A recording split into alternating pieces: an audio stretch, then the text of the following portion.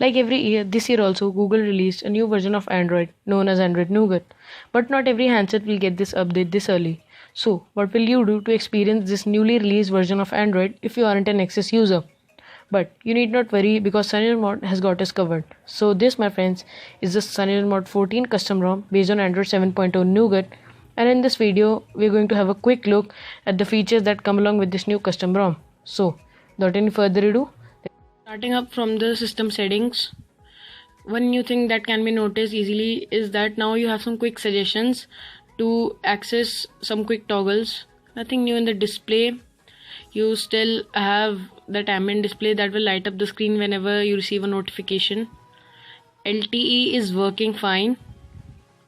Now one downside is that the vibration intensity is very low and you don't have an option to change it either. So you have to bear that. The battery performance is average till now.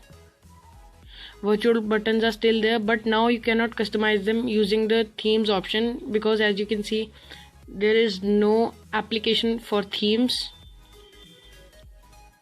One new thing I noticed are the gestures. There is a hand wave gesture and a pocket gesture. What pocket gesture does is that whenever you pull out your phone from your pocket, it will light up the screen.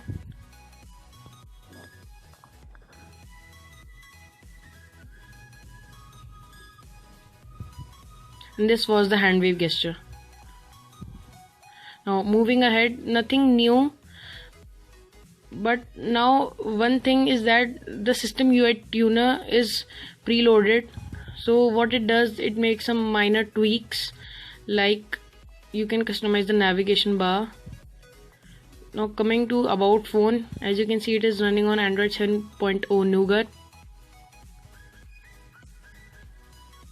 Now talking about some other changes, first of all, Google Now on tap isn't working. And another interesting thing, unlike the Sunny Mod 13, if you long press the recent apps button, it will quickly ask you for the multitasking window. So it works fine. To disable it, you can just swipe up like this. But to switch to the recent app quickly, now you have to double tap instead. So this works. Another thing is that the camera is not working.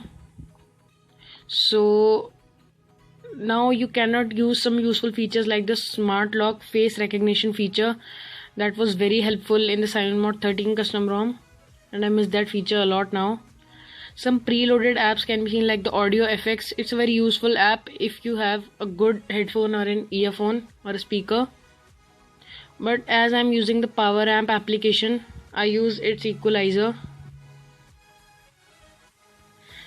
Some other preloaded apps like the screen recording are present.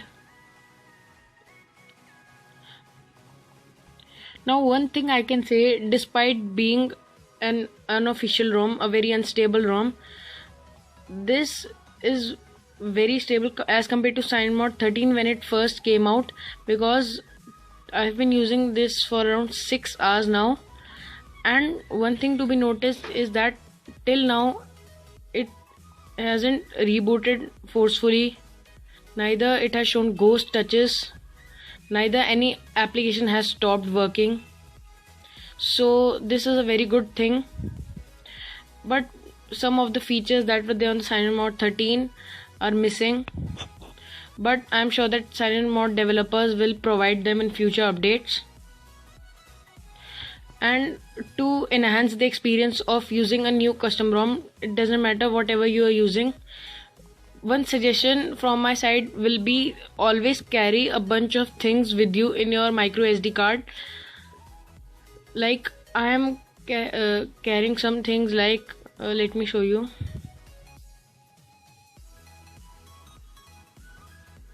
First of all, I'm carrying some APK files like the file manager, Facebook, Me Explorer,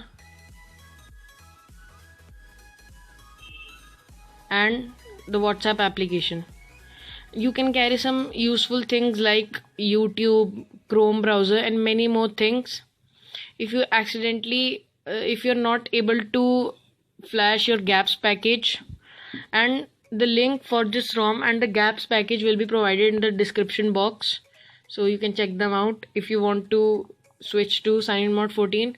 But my recommendation is you shouldn't switch to CyanogenMod 14 as of now, because it is not unstable, but you cannot use it as a daily driver as camera is not working and some other useful things like Google on tap is missing. So guys, this is it for this quick review of the CyanogenMod 14 custom ROM. Link to all the necessities will be in the description box below. This is Sam from Tech is Fun.